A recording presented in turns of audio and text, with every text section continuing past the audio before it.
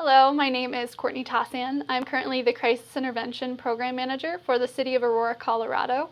I currently oversee 4 different co-responder teams to include a targeted violence prevention program. Today I'll be talking to you about the use of dialectical behavior therapy, or DBT, and its use within radicalized populations.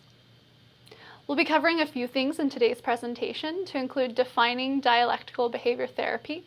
We'll talk about the modules within DBT that push some of the skills.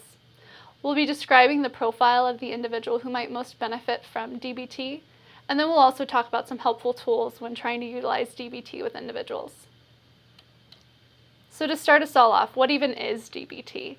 So DBT is a cognitive behavioral approach typically used within therapy sessions, and it's focused on individuals who are chronically suicidal. That was its original intent.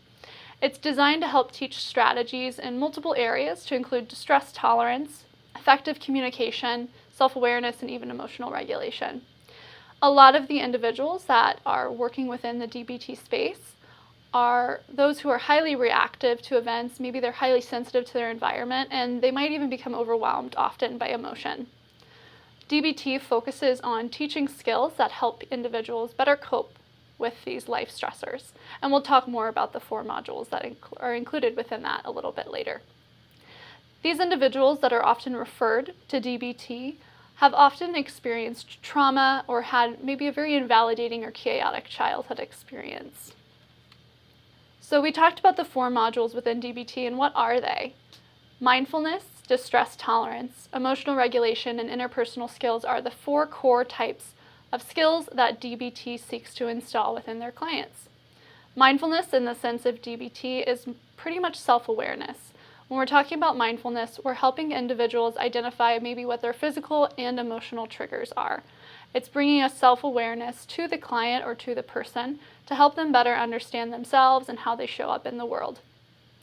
Next is distress tolerance. Distress tolerance is exactly what it sounds like. It's helping people identify coping skills and things that they can do in moments of high intensity or moments of high emotion to better deal with the situation at hand and to help bring them down from maybe a 10 to even a 6 or a 7, depending on what the situation is. Next, we have emotional regulation. Something you might notice about all of these DBT modules is they go pretty hand in hand. You can't really have one without the other. Emotional regulation is pretty much just a combination of mindfulness and distress tolerance. Emotional regulation is helping clients and individuals understand when maybe an emotion or an expression of an emotion isn't productive in that moment.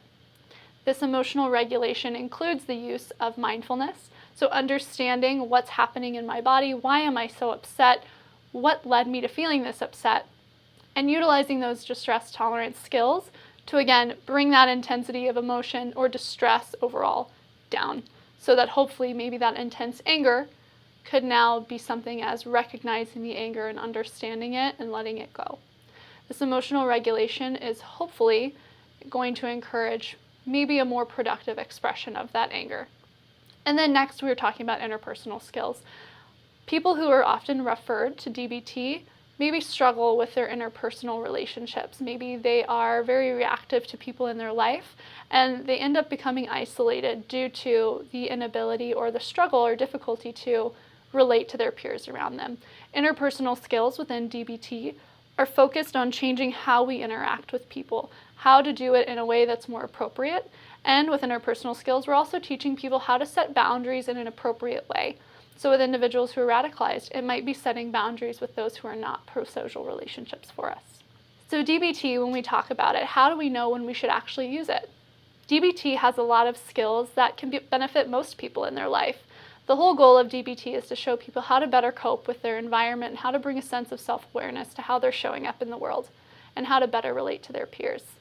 DBT is shown to be especially effective for those who have depression, anxiety, uncontrolled anger, maybe difficulty regulating their emotions, people who are maybe highly reactive to events and have low distress tolerance, people who are having difficulty maintaining those interpersonal relationships in their life, those with post-traumatic stress, and even those with eating disorders. DBT is also notably known to be one of the most effective strategies of treatment for those with borderline personality disorder. You might look at this list and be able to think of a few people off of the top of your head. A lot of these symptoms that are shown on this list today are paralleled to those who are within radicalized populations or who are radicalized to violent extremism. We'll talk a little bit more about radicalized populations and DBT, but just understand that DBT truly can benefit most people. DBT and radicalized populations have very little research behind them, but what we have been able to see is that DBT skills have been shown to even increase resiliency with individuals and hopefully encourage engagement in those pro-social behaviors that could help with that de-radicalization process. Resiliency is a key component for de-radicalization. To be able to be presented with extremist beliefs and extremist propaganda, and to be able to stand firm in their beliefs and even maybe denounce those extremist views or not further engage in radicalized beliefs is very key when we're talking about de-radicalization. DBT, again, focuses on enforcing those coping skills, focuses on building interpersonal relationships so that hopefully they can engage with their environment and the people around them in a more pro-social and positive way. So how do we even use DBT? Since DBT is a skills-based approach, it does require the teaching and maybe some guidance on applying those strategies that kind of fall under those 4 modules that we talked about. There's tons of different things that you can use to reinforce DBT skills and to even teach them, but we're going to talk about 3 of them today. One of those is chain analysis. The next is the use of homework. And then finally, we'll talk about a DBT safety plan that can be used. The first tool we're going to talk about is chain analysis. Chain analysis is an exercise that looks at the cause and effect of maybe a problem behavior. We like to use self-identified problem behaviors, so something that that person truly does see as problematic in their life. And the reason for that is if they don't see it as a problem behavior, they might struggle to actually identify the different pieces or the core components of what chain analysis requests of the client or of the person. The whole goal of chain analysis is to encourage some self-awareness, some self-reflection, to see what was this problem behavior, what were the consequences that came from that, and what led up to it, and maybe what can we substitute those behaviors or emotions or feelings, how can we utilize DBT to maybe change the course of events in the future when presented with a similar prompting event. It also helps the individual identify some personal triggers and maybe even patterns of their behavior, such as using substances and then engaging in a risky behavior or this problem behavior itself. So let's take a look more. Chain analysis of problem behavior within this has a lot of different processes to get to the same end result. Different therapists, different people have a different approach on how they like to start the process of chain analysis. Personally, for me, I like to start with the problem behavior. For someone in your care, it might be the charge that they actually received and the crime that led to the charge. So let's use the example of assault. Maybe this person assaulted another person, which resulted in charges. So when we're talking about this problem behavior, we want it to be very descriptive, not vague. So to say, I assaulted someone, isn't really what we're looking for. We want it to be so descriptive that maybe an actor in a play or an actor in a movie could emulate the behavior almost to the exact point. So the person saying, I lifted my fist and punched this guy in the face to the point that he was now incapacitated. We want something to that level of description. That way we can better understand and bring awareness to the actual event itself. Next, I personally like to look at the consequences of that behavior. I think these are very tangible things that are the easiest pieces to identify, can make chain analysis feel a little less overwhelming for the person or intimidating for the person. So maybe the consequence was that this person was now incapacitated. Maybe it was that my family was upset with me. Maybe it was that I now received a criminal charge and then I had to go spend time in the Department of Corrections and now I'm on probation and I have restricted pieces of my life that I'm no longer allowed to engage in, or I have pieces of my freedom that have been taken. Again, we want very descriptive pieces of what that consequence was. Next, I like to look at the prompting event. What actually motivated the person from moving towards this problem behavior or engaging in this problem behavior? Was it that the person maybe said something that they didn't quite agree with? Did they say something that was truly devastating to their sense of self? Was it something that, was so detrimental to them that they felt that they needed to act? Was it just an emotion, or was it something in the news or the media that felt like they needed to seek revenge or seek some sort of justice for?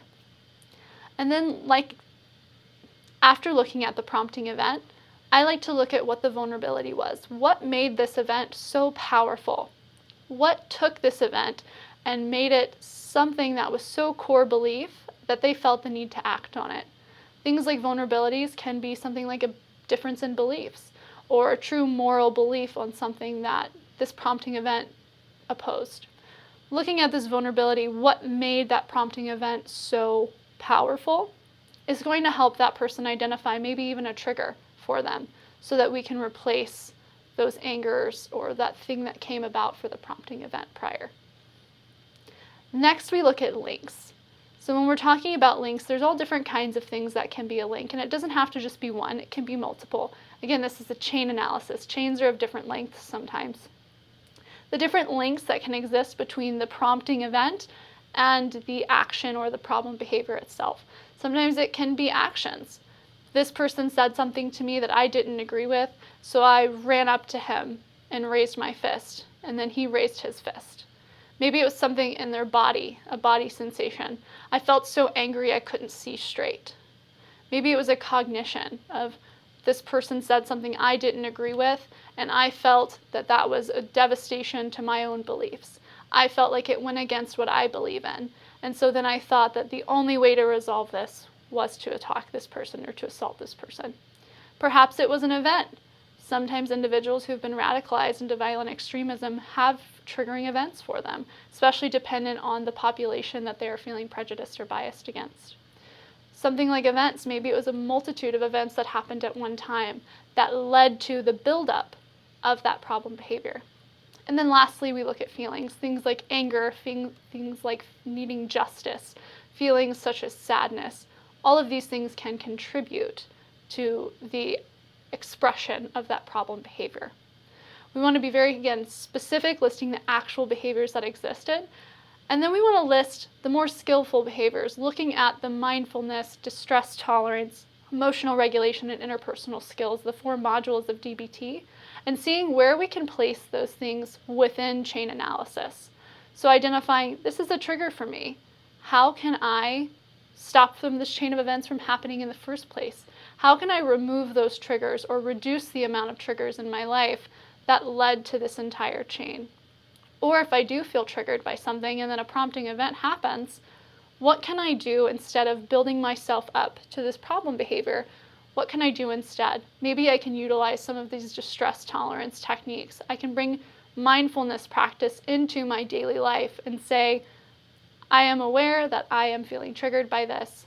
Now I'm going to move on to some coping skills or distress tolerance techniques so that I can bring myself down and emotionally regulate and perhaps have better interpersonal skills. So the example that we've been using through this person said something that I don't like.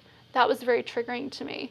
Instead of running up to him and raising my fist, I agree to disagree and I walk away from the situation. And then the problem behavior that we identified, the assault, doesn't happen. And those consequences that I've endured this time around hopefully will not happen again. Next, we look at the use of homework. So homework can mean a lot of different things. A lot of times in DBT, it's the use of worksheets.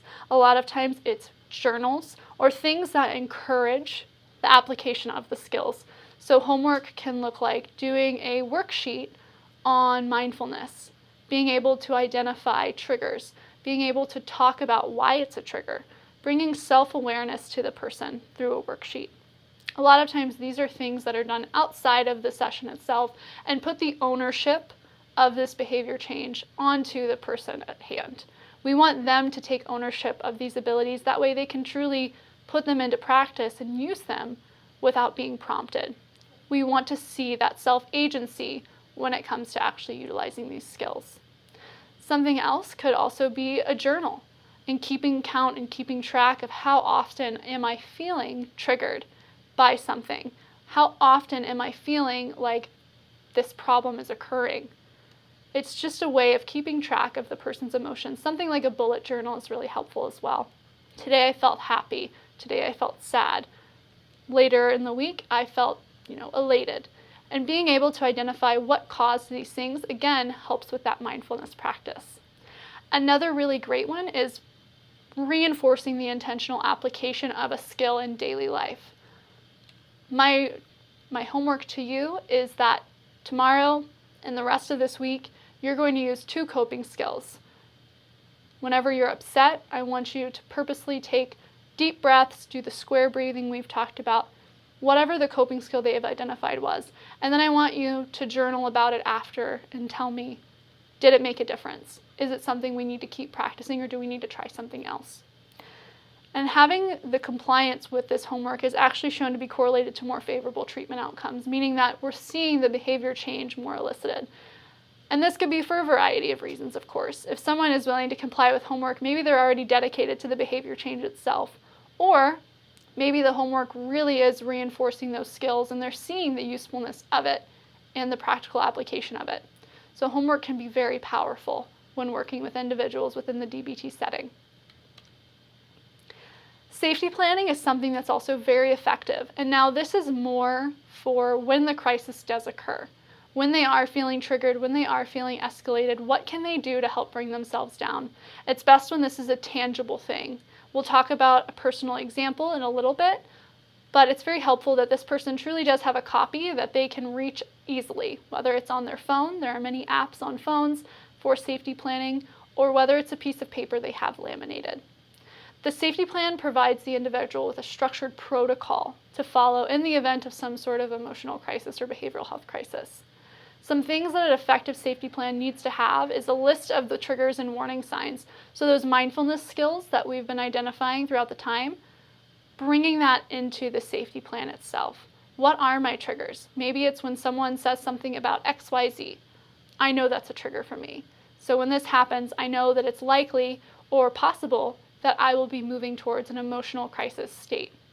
Or even warning signs. How do I know when I'm getting escalated? For me, maybe it's that my breathing gets very shallow. I feel my body tensing. I feel my fist clenching. I feel angry. Bringing about these physical warning signs of emotional crisis state is going to be helpful because it gives another tangible thing for the person to identify. Some self-identified coping skills, or skills that are just being worked on within session. Reminding people that a coping skill is a skill for a reason. You don't show up to a soccer field and kick a goal in maybe the first try. It takes practice, and the same thing is true of coping skills.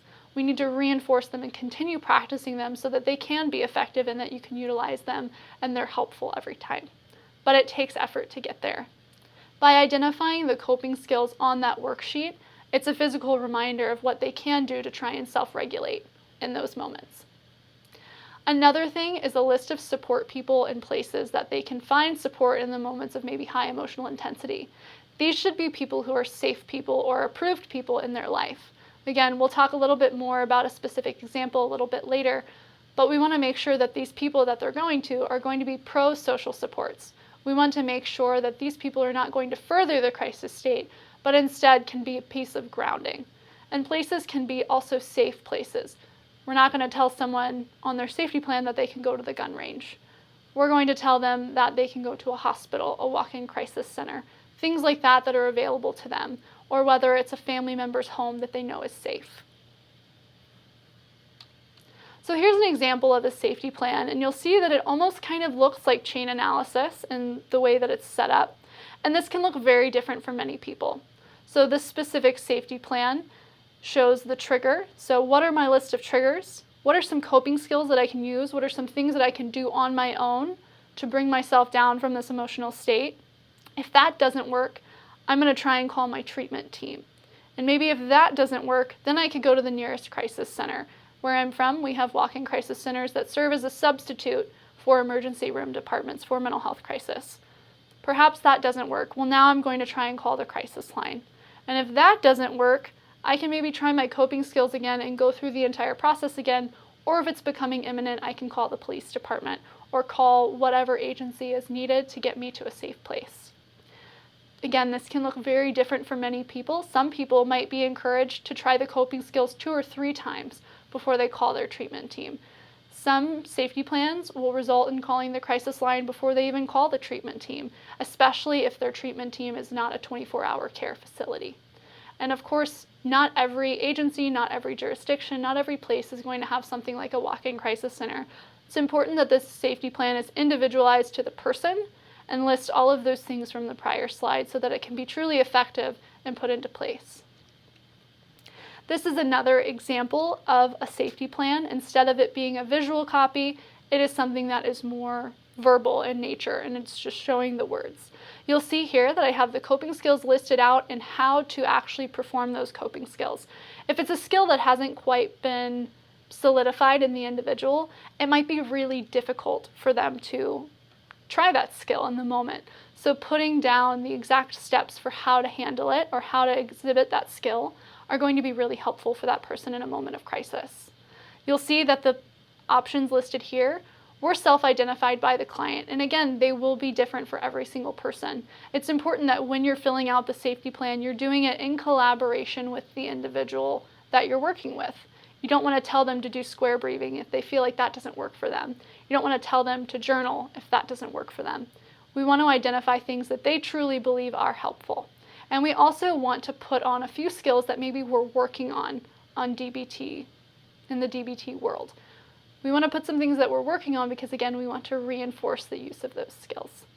You'll see that on this one, it says, try all coping skills before moving to the next step. We want to try every single thing on that list and put a good effort into utilizing them because sometimes it does take 1 or 2 or 3 coping skills in collaboration with one another to really be effective in that moment. Next, you'll see the treatment team. What is the name of the person and what is the phone number that they can be reached at? If someone's in crisis, they often struggle to be able to recall things such as that. So having it easy and on hand is very important. You'll see for this safety plan as well, we talk about goals for the crisis center. This is a direct example from a treatment case that I had. So you'll see here that these goals outlined were to help those sessions be more productive. The individual I worked with did have some personality disorder components to their treatment case, so identifying these was very helpful in helping them have a very productive session and truly find some relief in that. Again, at the very bottom here, you'll see that it says to challenge yourself to accept the resources that you have and to work with the people who are unfamiliar to you. This individual did have a trauma history, and so it was hard for them to build new interpersonal relationships or to trust people off the bat. Little reminders like this can be really helpful, especially if it's something that you have been reinforcing within your sessions or reinforcing within your meetings with people. So let's talk about a real-world application of this. How can I actually use it? Is it really helpful? For the purposes of protecting this client, we're going to call him George. All names have been changed in this example to protect their privacy. So George is a white male, he's 17 years old, and he actually comes from a lower middle class family. For diagnoses, he has self-reported but undiagnosed PTSD, or post-traumatic stress disorder, depression, and anxiety. Up until this point, he was a very normal child, living out his life and going to school rather effectively. This child was actually charged with attempt murder with extreme indifference because they engaged in really in-depth planning of a mass attack on a local house of worship. This individual was identified by a multidisciplinary threat assessment team because this student went to another student and showed him a map of a church that he had drawn out that had points of entry and egress. He expressed to the student with him that he was actually thinking of committing a school shooting and enacting an incident of targeted violence. The student was then brought to multiple deans at his school by this other student so that they can bring awareness to the situation. And that child, I really do believe, saved lives because we would not have known had this child not gone with the individual who was of concern and brought them to adults that were safe in the school. George was actually very much obsessed with Britton Tarrant, or the Christ Life Church shooter, or the Christchurch Mosque shooter. And he was actually showing signs of idolizing this individual. He had planned his attack to mimic or mirror this exact attack as well. All the way down to the clothing, the type of weapon utilized, etchings on the weapon that could be found in the other case, and utilizing a GoPro to hopefully live stream the event. The individual of concern, George, was taken on what we call a mental health hold or a 72-hour hold within the state of Colorado. He was evaluated and that bought us time. we were able to fully investigate the severity of the crime, and were able to talk to George about his planning process and really identified how far along in this planning process he was. We were able to identify that George had been stockpiling ammunition. He had direct access to firearms through family. He had written a list of last wishes. He wanted to have a GoPro, again, to live stream this attack, and he had told us that he planned to attack that weekend or next. It just depended when the GoPro mount came in. So we identified that this was a very big subject of concern and that the threat to life was imminent. Once George was charged with attempted murder, he was placed into custody, and while in custody, our team was able to work with the court system to get a probation sentence so that we could work towards rehabilitation as opposed to retribution. What we know about radicalization is that people can further radicalize while in prison. So we wanted to really focus on a rehabilitation stance for this child. With that, he was able to get de-radicalization training or awareness skills while he was in custody. And what we learned about this is it was a DBT-focused approach. It was bringing about mindfulness, understanding triggers, being able to instill empathy for others within the space, working towards distress tolerance and emotional regulation. And a lot of things like chain analysis were found to be especially helpful for this individual, for George, because he was able to identify, this was my trigger, this is what motivated me. Here are some things that felt seemingly unrelated, but now I'm seeing that this was a direct motivator for what happened and for how I was planning and why I felt the way I did. Here's what gave power to this prompting event. He was also able to understand the consequences and then identify where he could replace some of these more self-identified problem behaviors or vulnerabilities and replace that with more pro-social skills or things that he learned within DBT. Next, we did a lot of homework. The facility that he was in did a lot of homework to help, again, create some sense of agency, to create a sense of responsibility for the work that he was doing. We wanted to see the behavior change, and with that, we had to make sure that he was an active part of this treatment process. Lastly, we created a safety plan. A safety plan was huge for George, especially when he was releasing into the community again. He was able to be released back to mom with very severe restrictions, such as no unsupervised computer time, and as well as software that monitors his phone and every other portion of his life to make sure that he was being safe within the world. But we also had a safety plan for every possible situation. If someone reached out to him via phone that was not a safe person, he had a plan for what he would do.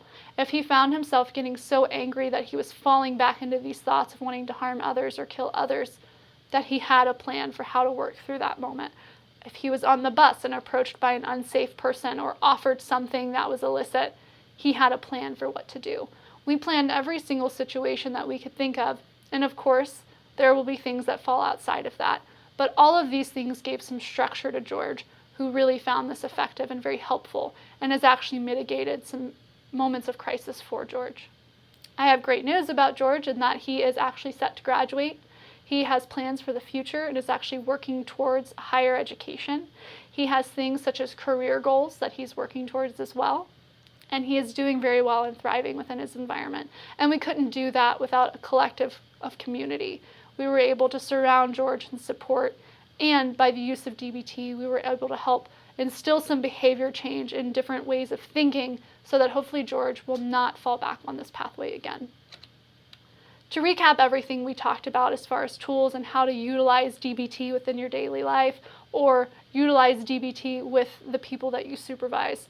Typically DBT is used by therapists, but that doesn't mean that you can't encourage the skills that are the focus of DBT.